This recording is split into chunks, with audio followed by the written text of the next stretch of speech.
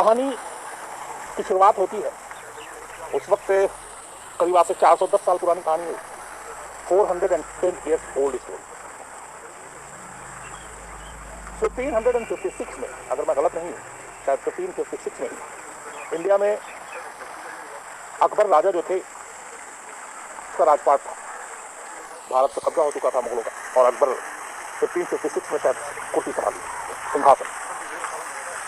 इसके 4 साल बाद की कहानी है। 1556 में अकबर बादशाह ने हिंदुस्तान में अपनी सिंहासन संभाली और उस वक्त भारत से करीब 6000 किलोमीटर दूर हंगरी है एक देश। हंगरी में एक लड़की का जन्म होता है। ये लड़की जो थी ये शाही परिवार की थी। इसका नाम रखा गया था एलिजाबेथ बाथरी, अगर मैं गलत नहीं हूं तो एलिजाबेथ बाथरी। 1560 में 1560 में एलिजाबेथ बाथरी का जन्म हुआ। उसका नाम एलिजाबेथ रखा गया।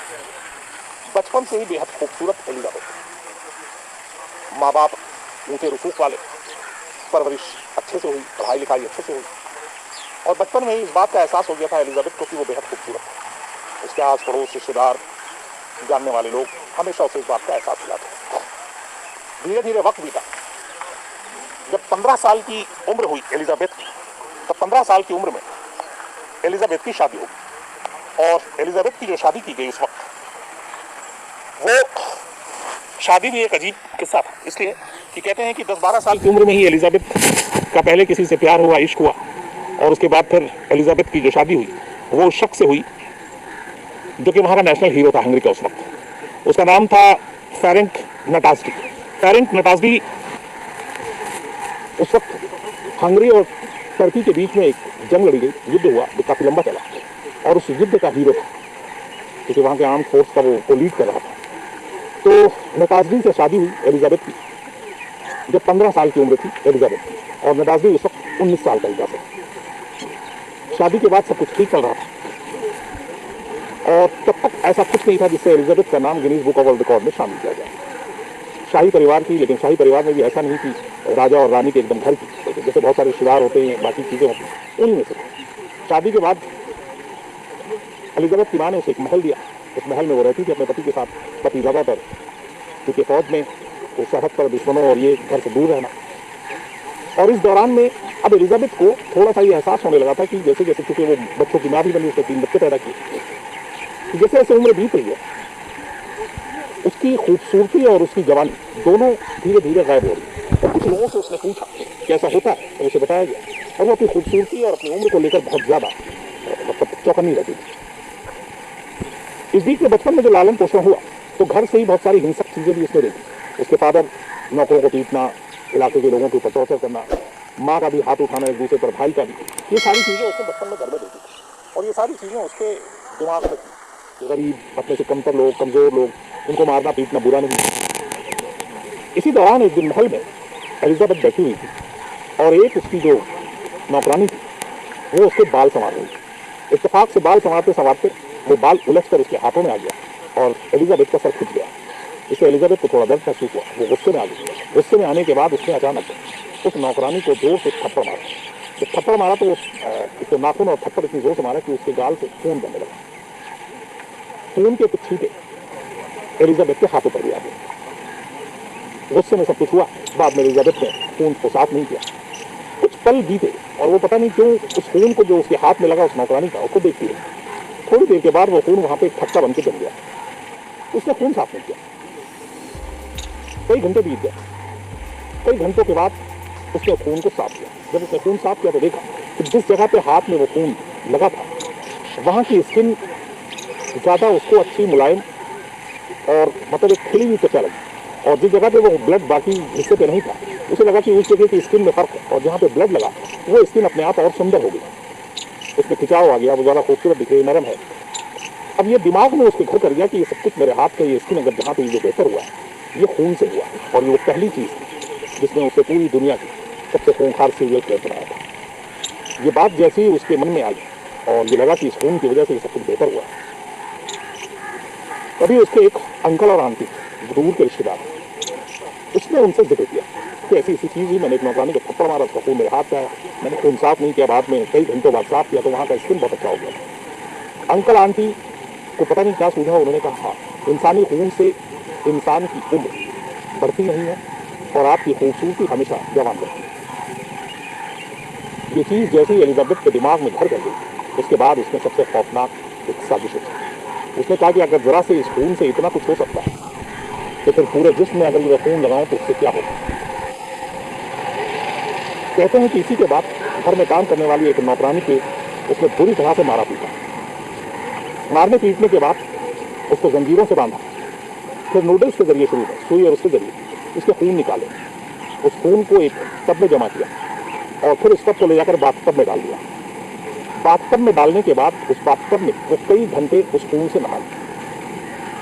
नहाने के बाद उसे ऐसा लगा कि इस खून से नहाने के बाद उसकी त्वचा, उसकी स्किन और ज़्यादा संवर गई है और यहीं से उसे खून लग गया। इसके बाद धीरे धीरे करके अपनी महल में एक रसूख वाली राजशाही परिवार से जुड़ी हुई, तो कोई कुछ कहता भी नहीं और वो अपनी नौकरानियों को एक एक कर इसी तरह मारने लगी। इस दौरान उसका पति लौटकर आता है और कहते हैं कि जब उसके पति ने आकर उससे ये कहा कि तुम बड़ी सुंदर और ज़्यादा हो गई, तो उसको ये बात अपने पति को ही बता दी, जबकि आदमी बता। उसके आगे पति भी बेबस और कहते हैं कि उसके बाद कई पत्र उसने अपने पति के सामने और पति की मदद से दी और फिर उसके खून को भी ले जाकर बाथटब में रखा और उससे नहाया। अब सवाल ये था कि कब तक आप कितने दिन कितने लोगों के खून से नहाएंगे, लेकिन उसकी प्यास जो है वो खत्म होने का नाम नहीं ले रही। जब महल में नौकरानियां कम पड़ गई तो उसे लगा कि अब क्या करें। उसने आस पास के इलाके में, गाँव में जहाँ गरीब लड़कियाँ थी, और पहली शर्त ये थी कि उसके अंकल और आंटी ने कही कि सिर्फ लड़कियों के खून से नहीं बल्कि कुंवारी लड़कियों के खून से अगर तुम नहाओगी तो तुम्हारी त्वचा, तुम्हारी खूबसूरती, तुम्हारी जवानी सब बरकरार रहेगी। तब उसने गाँव की लड़कियों पर नजर रखनी शुरू की। नौकरों के जरिए उन्हें महल में काम करने के नाम पर बुलाया और बुलाने के बाद फिर एक एक कर उन लड़कियों को भी इसी तरह मारती गई। धीरे धीरे वो मारने में इतनी एक्सपर्ट हो गई थी कि कहते हैं कि कई लड़कियों को तो उसने अपने दांत से काट कर मार डाला। उसके हाथ पैर बांध देती, उसके बाद उसके गाल, उसके जिस्म के बाकी जगह पे वो अपने दांत को गड़ा देती और कहते हैं कि कई बार तो उसने मांस के लोथड़े अपने दांत से निकाल दिए, कई बार उनके हाथ जला देती और इसी तरीके से खून निकालती, बाथटब में रखती और नहाती। ये सिलसिला शुरू हुआ था करीब 90 जब 1590 में 1590 जब उसने पहला कत्ल किया, जो उसके बाल को जो सवार रही थी तो, और ये अगले 20 साल तक सिलसिला चलता रहा। 1610 तक, 1590 में शुरू और 1610 तक चलता रहा। इस दौरान 1603 में एलिजाबेथ के पति की मौत हो गई बीमारी से। 29 साल की शादी का दोनों का सफर रहा। शादी के 29 साल के बाद जब 48 साल की उम्र थी पति की, तो पति की बीमारी से मौत हो गई 2003। पति की बीमारी के बाद, मौत के बाद एलिजाबेथ को और आज़ादी मिल गई और अब उसकी भी उम्र ढलान पर। उसे लगा कि अगर अभी कुछ नहीं किया तो उसकी खूबसूरती चली जाएगी, उम्र हावी हो जाएगी, धुर्रियां आ जाएगी। ये बात उसे बड़ा सताती थी। पति की मौत के बाद वो और वंशी हो गई। इसके बाद फिर उसने फ्रीक्वेंसी बढ़ा दी, कत्ल की और नहाने की बात करने पूछी।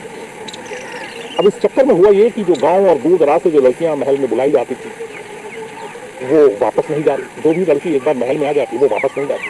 अब फ्रीक्वेंसी बढ़ाने से ये हुआ कि शुरू में चलो 10, 20, 30 लड़कियां ऐसे दूर दराज के गांव से वो गायब हो रही, किसी ने ध्यान नहीं दिया।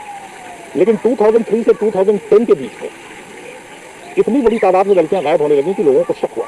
तो गांव वालों ने आपस में बात की कि ये जो भी लड़कियां महल जाती हैं वो वापस क्यों नहीं आती। इसके बाद इन लोगों ने शिकायत की वहाँ के शाही परिवार और राजा से, लेकिन उसका कोई सुनवाई नहीं हुई। इस दौरान में कुछ खुशनसीब लड़कियां थी जो महल से अपनी जान बचा कर आई और उन्होंने गाँव में कहानी सुनाई। उसको सुनने के बाद लोग और दहल गए। इसके बाद फिर शिकायत की और कहा गया कि इस मामले की जांच होनी चाहिए। आखिरकार 2010 में हंगरी के राजा ने अपने 2 मंत्रियों को इस पूरे मामले की जांच का आदेश दिया और कहा कि आप इसकी जांच रिपोर्ट दीजिए, क्योंकि लोगों की बहुत सारी शिकायतें आ गई थी और तब तक करीब 650 लड़कियां गायब हो गई जो महल में गई लेकिन महल से लौटी नहीं। तो अब 2 सदस्यीय जांच कमेटी ने पूरे मामले की जांच शुरू की। जांच शुरू करने के बाद धीरे धीरे वो विटनेस के पास गए और उसके बाद धीरे धीरे उनको कहानी पता चली। जो सबसे बड़ा सबूत मिला वो मिला उस महल के 4 नौकरों के जरिए। ये 4 नौकर वो 4 चश्मदीद थे जिन्होंने अपने आंखों के सामने एलिजाबेथ को, लड़कियों को, कुंवारी लड़कियों को हैवानियत की तरह मारते हुए, उनका खून निकालते हुए, खून को टब में रखते हुए और उस टब को बाथटब में रखते हुए और उस बाथटब में घंटों नहाते हुए देखा। इन 4 नौकरों ने बयान दिया। फिर उन्होंने अपनी जान बचाने के लिए कहा कि मैं क्योंकि एलिजाबेथ टॉर्चर करती थी, धमकी देती थी, इसलिए हम इस गुनाह में शामिल थे, वरना हमारा कोई इरादा नहीं था। इन 4 नौकरों के बयान के बाद 2 सदस्यीय कमेटी ने राजा को अपनी रिपोर्ट दी। राजा ने फौरन ऑर्डर दिया कि इनको गिरफ्तार किया जाए। इसके बाद वहाँ की टीम, उस वक्त की पुलिस की टीम एलिजाबेथ के महल में पहुंचती है, जो अभी स्लोवाकिया है। ये महल तब वहाँ हुआ था। जब वो उस महल में गई पुलिस की टीम, तो हैरान रह गई।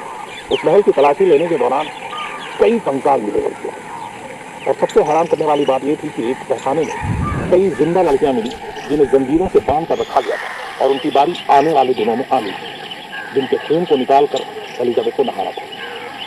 तो उन लड़कियों को आज़ाद किया गया। वो सारे कंकाल मिले, बहुत सारी नूडल्स, बाकी सुइयां, दूसरी चीजें मिली, खून के धब्बे और थप्पे मिले। और फिर ये सारे सबूत मिलने के बाद राजा को बताया गया, चारों नौकर को गिरफ्तार किया गया, और ये खबर धीरे धीरे बाहर फैली। अब इसमें यह था कि आखिर 650 लड़कियों की तादाद कैसे पता चली। एक नौकरानी थी जिसने कहा कि एलिजाबेथ एक डायरी लिखा करती थी, और उस डायरी में उसने नंबर देखे थे, और वो नंबर 650 पे जाकर रुक गया था।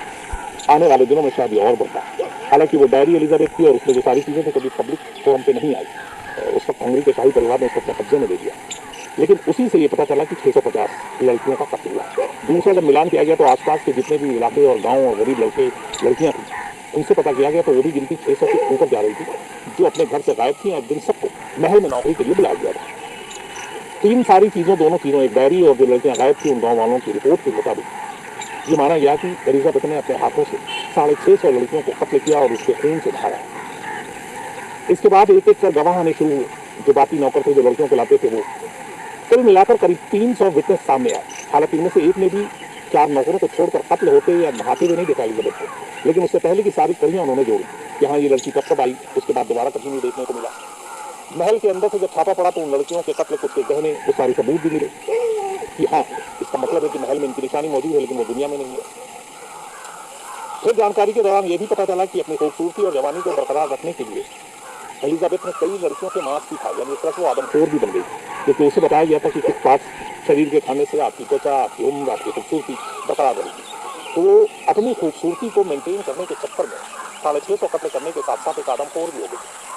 ये सारी बहलाने वाली कहानियां जब धीरे धीरे सामने आई, इन्वेस्टिगेशन एजेंसी की रिपोर्ट आई, उसके बाद मुकदमा चला।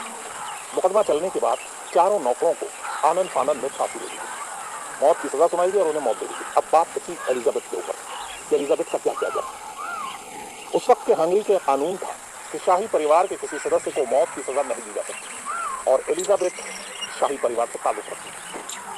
इसको लेकर दबी जुबान में बहुत सारी बातें भी हुई, लेकिन पुरानी सदियों से कानून चला रहा था उनका कि शाही परिवार के लोगों को, चाहे उनका जुर्म कितना भी संगीन क्यों न हो, सजाए मौत नहीं मिलेगी। इसी कानून के आधार पर 1610 में एलिजाबेथ को उसी महल के कमरे में सख्त निगरानी के अंदर नजरबंद कर दिया गया, ताकि ये किसी और लड़की को न मार सके। पहरा बिठा दिया गया और एक आम कैदी की तरह एक कमरे में उसे रखा गया। हालांकि उसकी जरूरत के हिसाब से उसकी सारी चीजें उसे दी गई, लेकिन कमरे से बाहर निकलने की इजाजत नहीं।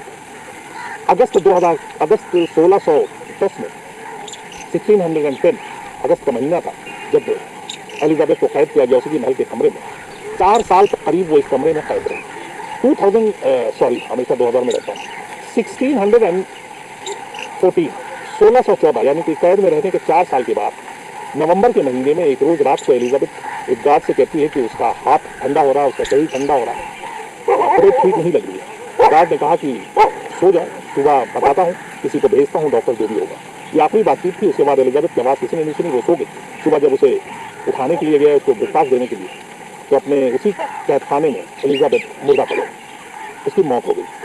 जब मौत हुई एलिजाबेथ, तब उसकी उम्र थी 54 ईयर्स, 54 साल। 1614 में उसकी मौत हुई और 54 साल की उम्र में उसकी मौत हुई।